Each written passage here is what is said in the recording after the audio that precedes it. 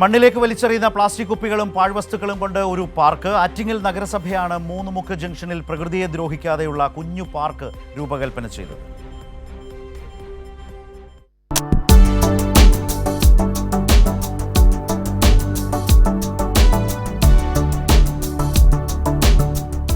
കാക്കയുടെയും ആനയുടെയും തുടങ്ങി ഈ പാർക്കിൽ കാണുന്ന ഓരോ പ്രതിമകൾക്കും പ്രകൃതിയെയും മണ്ണിനെയും ദ്രോഹിക്കാത്ത ഒരു കഥ പറയാനുണ്ട്.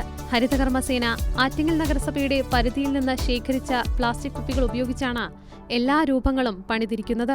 ഏകദേശം 4500ഓളം പ്ലാസ്റ്റിക് കുപ്പികളാണ് ഈ രൂപങ്ങൾ ഉണ്ടാക്കാൻ ഉപയോഗിച്ചിട്ടുള്ളത്. ഇത്തരം നടപടികളിലൂടെ പൊതുസ്ഥലങ്ങളിലേക്ക് പാഴ്വസ്തുക്കൾ വലിച്ചെറിയുന്നത് നിയന്ത്രിക്കാൻ സാധിക്കുമെന്ന് ആറ്റിങ്ങൽ നഗരസഭാ ചെയർമാൻ എം പ്രദീപ് പറയുന്നു. അതിൻ്റെ ഉദ്ദേശം എന്ന് പറയുന്നത് പാഴ്വസ്തുക്കളെ എങ്ങനെ പ്രയോജനപ്പെടുത്താം എന്നൊരു സന്ദേശം ജനങ്ങളിലേക്ക് എത്തിക്കുക എന്നുള്ളതാണ്. അവിടെ ഞങ്ങൾ ഉപയോഗിച്ചിരിക്കുന്നത് നമ്മൾ വലിച്ചെറിയപ്പെടുന്ന പ്ലാസ്റ്റിക് കുപ്പികൾ, പഴയ ടയർ, അങ്ങനെയുള്ള ഉപയോഗശൂന്യമായ ഉൽപ്പന്നങ്ങളാണ് ഉപയോഗപ്പെടുത്തിയിരിക്കുന്നത്. പാർക്കിന്റെ ചുറ്റുമതിലിനുമുണ്ട് ചില പ്രത്യേകതകൾ. ആറ്റിങ്ങൽ അവനവഞ്ചേരി ഹൈസ്കൂളിലെ കുട്ടി പോലീസുകാർ വീട്ടിൽ നിന്നും ശേഖരിച്ച കുപ്പികൾ ഉപയോഗിച്ചാണ് മതിൽ പണിതിരിക്കുന്നത്. 600ഓളം കുപ്പികൾ അവനവഞ്ചേരി ഗവൺമെൻറ് ഹൈസ്കൂളിലെ SPCയും മറ്റു കുട്ടികളും ശേഖരിച്ചതാണ്.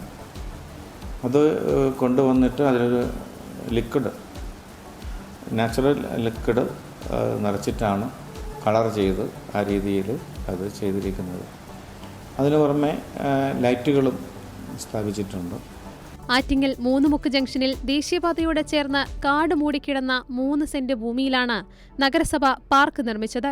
1.5 ലക്ഷം രൂപ നിർമ്മാണ ചെലവിൽ ടോണി ജോസഫാണ് മനോഹരമായ പാർക്ക് രൂപകൽപ്പന ചെയ്തത്. പ്ലാസ്റ്റിക് കുപ്പികളും പഴയ ടയറുകൾ മാത്രമല്ല, പ്രകൃതിക്കിണങ്ങും വിധം ചെടികളും മുളകളും വെള്ളാരം കല്ലുകളും പുൽത്തകിടിയും പാർക്കിൽ സജ്ജമാക്കിയിട്ടുണ്ട്. ഹരിതകർമ്മസേനയ്ക്ക് തന്നെയാണ് പാർക്കിന്റെ പരിപാലന ചുമതലയും.